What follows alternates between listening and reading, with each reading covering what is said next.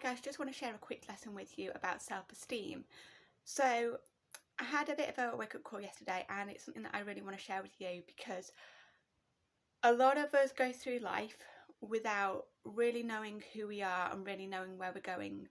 And this causes obviously a lot of frustration and struggle and discontent, and sometimes even anger, and sometimes problems with our relationships. And I really wanted to bring something to your attention, and that is all about self-esteem.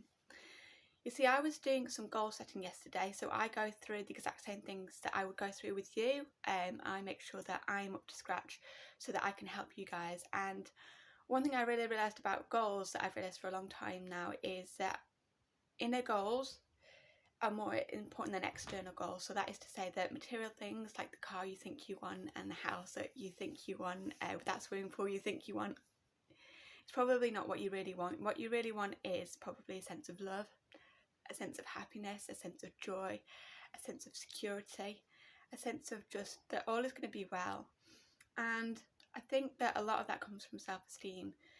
You know, when I look back on the things that I wanted to do in my life, and I've been very kind of adamant at certain points in my life, I've done a lot of things. Usually I just missed the boat on what I wanted to do, and that was because I didn't have people that believed in me. And this has sent, to be honest with you, quite a sad program inside of me that I now realise I can change, and I'm going to change. And that is that I kind of have not the confidence that I really should do. And this is why quite a lot of times in my life, and you might feel the same, that I've started things and I haven't completed them, even though it was a really great thing to do. And I got quite upset about this actually. I got quite angry, and there was a few tears, and I was upset with my family. I felt, why haven't they supported me? Why haven't they believed in me? And I do feel that sometimes, because I have some siblings, I sometimes feel that they're put ahead of me. You might feel the same. And I have got to a point where I've come to realise that actually, do you know what?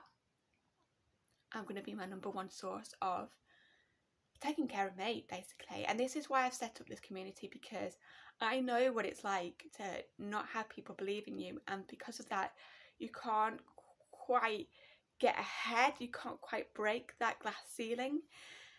And when you do get there, it feels like there's a lot of inner turmoil because you're putting a lot of energy into breaking that glass ceiling, and at the same time you're looking around for people to kind of give you a bit of moral support to keep you pushing on. And all you can kind of see is people going, oh well, I don't know, you know, maybe it's not the right time, or maybe it's not the best thing for you.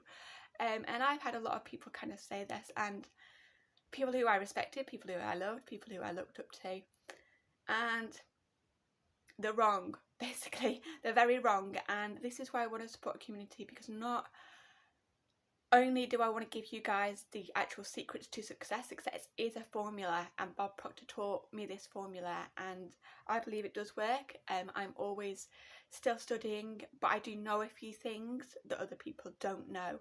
Bob Proctor had 2 months high school. You know, it's not like he had a great start in life. He was born during the Depression. There was no fathers around. You know, the odds were not particularly great. And when he started studying mindset, he was £6,000 in debt. Now this is pre-1950s, bear in mind. He was £6,000 in debt and earning £4,000 a year.